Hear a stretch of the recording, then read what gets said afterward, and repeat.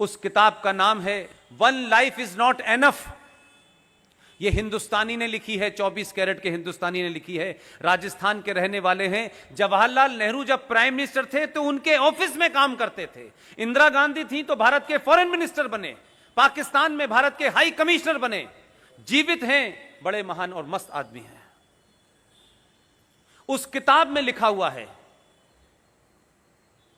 कि ये डिबेट के रेफरेंस में मैं कह रहा हूं, इसलिए वो किताब मैंने ढूंढी, क्योंकि मुझे कोई रेफरेंस देना था, तो मुझे कोई ऐसी घटना निकालनी थी कि ये वाकई में कभी हुई है या नहीं हुई है। भारत में एक लोक नायक के नाम से एक साहब मशहूर हुए, जिन्हें जयप्रकाश नारायण कहते हैं। उन्होंने किस सरकार के खिलाफ मूवमेंट चलाया ये विषय नहीं है, लेकिन एक जन आंदोलन बड़ा खड़ा किया आजाद भारत के बाद। सत्ता का परिवर्तन हुआ, यह भी मेरा विषय नहीं है। जब उनकी मृत्यु हुई तो भारत की पार्लियामेंट के अंदर कुछ लोगों ने यह सवाल उठाया कि उनको श्रद्धांजलि देनी चाहिए। He was a great guy, बहुत बड़े आदमी थे। यकायक माउंटबेटन के रिश्तेदारों में से सब खड़े हो गए कि यह कैसे हो सकता है, वो तो पार्लियामेंट के सदस्य नहीं थे। यह बात आप सोचिए 79 से मेरे दिमाग में है। मैं उस वक्त हाई स्कूल में था और मुझे जवाब अभी 6 महीने पहले मिला। एक किताब मैंने खरीद के रखी 2 साल पहले,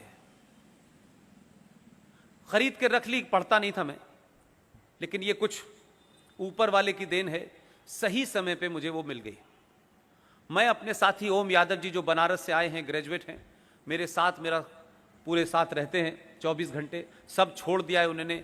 मैं उनको कुछ देता लेता नहीं हूँ, वो सिर्फ वॉलंटरी मेरे साथ पिछले 2 साल से हैं। पूरे मेरे प्रोग्राम की कथा चिट्ठा रखते हैं, कहाँ जाना है, कैसे जाना है, चिंता करते हैं, युवा हैं। मैं उनके साथ बैठा था, मैं प्लेन में था, तो मैंने वो किताब निकाली और पढ़ना शुरू किया। आप यकीन मानिए, आपको लगेगा कि मैं कोई, और आप जानते हैं मेरी बैकग्राउंड ऐसी नहीं है, मैंने जीवन में बहुत कम पूजा की है। मुझे जैसे ही मैंने उस किताब को पढ़ना शुरू किया, मुझे 5 मिनट के बाद वो बात मिल गई जो 79 से मेरे दिमाग में थी, उसका तोड़ मिला।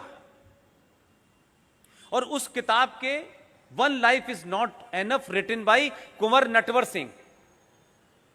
नटवर सिंह ने उस किताब के पेज नंबर 42 पे तीसरे पैराग्राफ में लिखा है, और कमाल की बात लिखी उन्होंने। उसमें एक रेफरेंस के लिए एक बात इस्तेमाल कर रहा हूं। उन्होंने कहा, तीसरे पैरे की शुरुआत है, Jawaharlal Nehru fall in love with Edwina Mountbatten. तो मैंने कहा इसमें कौन सी बड़ी बात है, इसमें तो बहुत उदारवादी थे, तो इसमें क्या है, ये तो होता रहता है, ये कोई विषय थोड़े नहीं है, ये कोई राष्ट्रीय समस्या थोड़े नहीं है। लेकिन आगे की बात उसमें महत्वपूर्ण थी। उसमें यह महत्वपूर्ण था कि इन 1960 मलेशिया के किसी आइलैंड के ऊपर एडविना माउंटबेटन की मौत हो गई। 1960 में एडविना माउंटबेटन मलेशिया के किसी आइलैंड पे अल्लाह को प्यारी हो जाती हैं। भारत की पार्लियामेंट में जवाहरलाल नेहरू ने एडविना माउंटबेटन को श्रद्धांजलि दी। यह है इस देश का खेल। यह बात मैंने इसलिए कहा कि मैं रेफरेंसेस जानबूझकर 5 जन का नहीं देता हूं कि कुछ लोग फौरन खड़े हो जाएंगे। देखिए साहब, 5 जन अच्छी बातें लिखता है, ठीक है, लेकिन इनको घर तक छोड़ के आने के लिए झूठों को इन्हीं का रेफरेंस देके पढ़ना पड़ेगा आपको। सब कुछ आपके पास है, अपने तर्कों को ठीक करिए, कंफ्यूजन को दूर करिए। एक किताब नहीं है, बहुत अच्छी अच्छी किताबें हैं। एक किताब का नाम है India from Curzon to Nehru and after. 1969 में लिखी गई यह किताब है। नेहरू जी के खास थे, हिंदुस्तान टाइम्स के एग्जीक्यूटिव एडिटर थे। उनका बेटा बाद में ये जो दार्जिलिंग नाम की जगह है वहां से मेंबर ऑफ पार्लियामेंट बना, जिसका नाम था इंद्रजीत। किताब लिखने का नाम वाले का नाम था दुर्गा दास। दुर्गा दास ने पेज नंबर 353 के ऊपर चैप्टर 13 में वो वर्णन किया है जिसके बारे में आपको नहीं पता आज तक। उसी में लिखा हुआ है। ये मैंने कहा कि कोई दूसरा लिख दे तो लोग सवाल उठाएंगे, लेकिन मैं बार बार इसको इसलिए दोहराता हूं कि आप जरूर उन किताब को पढ़ें, एक बार मुतमईन हो जाएं कि पुष्पेंद्र ने जो कहा है कहीं गलत तो नहीं कहा, और पढ़ने के बाद जगह जगह इन बातों को करिए, तब पता चलेगा कि भारत की आजादी में जो महान लोग थे उनको कैसे समाप्त किया गया और कैसे बौनों को बड़ा करके उनको बड़ा कर दिया गया। ऐसे ऐसे भी लोग हैं कि भारत रत्न लेने वाली जो कमेटी है उसके चेयरमैन हैं और खुद ही उस कमेटी में भारत रत्न ले लेते हैं। ऐसे ऐसे कमाल के लोग हैं और आज कह रहे हैं कि साहब लोकतंत्र खतरे में है। दुर्गा दास ने अपनी उस किताब में जो एक वर्णन किया है वो बड़ा मार्मिक है। सोमनाथ के मंदिर का जीर्णोद्धार होना था, वहां के मंदिर के लोगों ने डॉक्टर राजेंद्र प्रसाद को बुलावा दिया। डॉक्टर राजेंद्र प्रसाद ने सार्वजनिक तौर पे कहा कि मैं सोमनाथ का मंदिर है जिसको सरकार बनाने जा रही है अपने पैसे से, उस मंदिर के इनॉग्रेशन में मैं जाऊंगा। लेकिन प्रधानमंत्री तो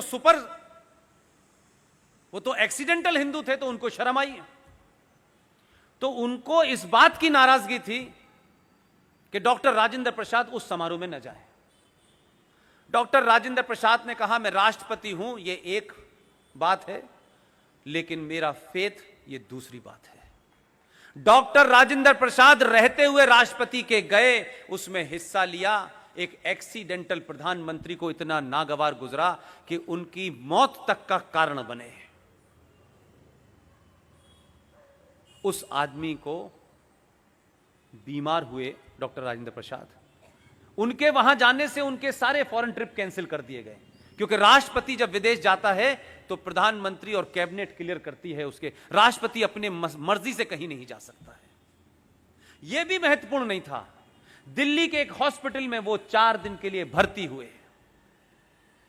बीमार हो गए थे, इतनी नफरत थी उन्हें।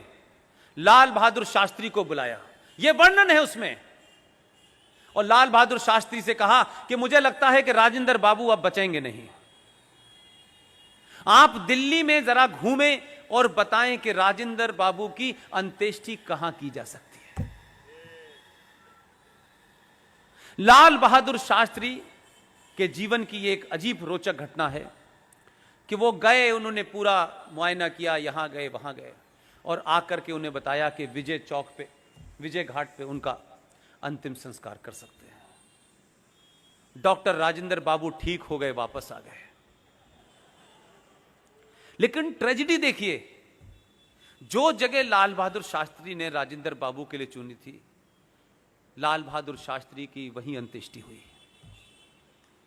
लेकिन इस गुस्से के कारण कि वो दिल्ली में न हो, बीमार पड़ गए, राष्ट्रपति के जितने भी अधिकार उन्हें मिलने चाहिए थे एक पूर्व राष्ट्रपति को, वो नहीं दिए गए। और बिहार में कांग्रेस पार्टी का जो आज दफ्तर है, जिसे आप लोग सदाकत आश्रम के नाम से जानते हैं, उस सीलन भरे कमरे में डॉक्टर राजेंद्र प्रसाद को रहना पड़ा। इंस्ट्रक्शन दिए गए कि कोई चीज देनी नहीं है। सांस के मरीज थे, खांसते खांसते मौत हो गई। भारत के पूर्व राष्ट्रपति की मौत में जो वर्तमान राष्ट्रपति डॉक्टर राधाकृष्णन थे, उनसे यह कहा कि आप नहीं जाएंगे। लेकिन मैंने कहा उस दौर में भी बड़े पावरफुल लोग थे, उन्होंने कहा यह मुमकिन नहीं है कि मैं राष्ट्रपति होते हुए पूर्व राष्ट्रपति के अंत्येष्टि में न जाऊं, वो गए। ऐसे तमाम सारे लोग उस वक्त भी थे। यह सारा वर्णन दुर्गा दास ने अपनी किताब में किया है। हमको कहीं नहीं जाने की जरूरत है, इसी संविधान को पढ़िए, इसमें बहुत सारे षड्यंत्र हैं जो अभी धीरे धीरे बाहर आएंगे। लेकिन आप यानी ये समाज इस गलतफहमी से बाहर आ जाए कि अभी तो 4 साल हैं। ये 4 साल नहीं है, ये 4 घंटे का समय है आपके पास। इस गफलत में मत रहिएगा कि हो जाएगा। ध्यान रखिएगा, 1000 साल के बाद उनको सनातनियों की ताकत का अंदाजा हुआ है। उनको एहसास हो गया है कि राजा दाहिर सेन के बाद